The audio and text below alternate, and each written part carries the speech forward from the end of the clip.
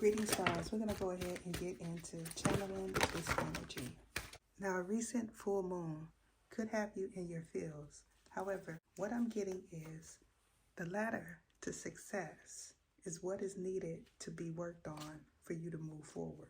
Now, you may associate the ladder with 33 degrees. However, I beg to differ. What the ladder entails is an ascension that stems from mercy and walking the middle path. And because of this, in the coming months, the things that you once felt were true are going to be proven wrong. And this is solely because of a paradigm shift and the exiting of distortion. Now, you may or may not have seen my prior video that talked about the release of distortion and the resurfacing of a karmic energy. Now, you could be an individual that feels that nothing is certain. However, I beg to differ, because certainty comes from the heart and remains there. Now, because of this selection of cards that came out, what I'm getting is an upheaval that is surely going to turn into a beautiful disaster. Now, you may have taken a moment to reflect on prior instances that led you up to this point. And upon reflection, you may have noticed some mistakes. Now, I can tell you that noticing the mistakes is only half the battle. The other half comes from acknowledgement that there was nothing that you could do about it. And because of that, a mastery is in the making. Now, you could be thinking of another innovative idea to put you back on the map. However, I'm going to go ahead and precaution you that when it's time to shift, there is nothing that you could do to stop that movement. Now, because higher self is in reverse, that tells me that in the near future, you're going to be working out of your lower self and the lower bottoms. Now, for some, this could be an actual location, and for others, this is talking about the way you view things and the people in your surroundings. Now, currently, you could be thinking of reasons to do the same old thing.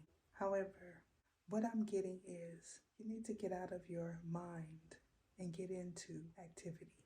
This certainly has a lot to do with idle hands and a letdown. Now, you may have rejected someone or they rejected you. In any event, because this rejection happened, is the reason why your thoughts are scattered, or whomever this is, thoughts. Now, someone may be feeling like you are attention seeking, and because of this, they are avoiding you. However, what I'm getting is someone is going through a drastic upheaval, and because of their choices in the past, they see things foggy. Now, if you are attempting to repair something that needs to remain broken, it is solely because you are reaching, or they are. Now, what I foresee is because someone is attempting to do something, they could be receiving negative energy, and they could be the ones that are operating out of their lower osophonal, and that is self.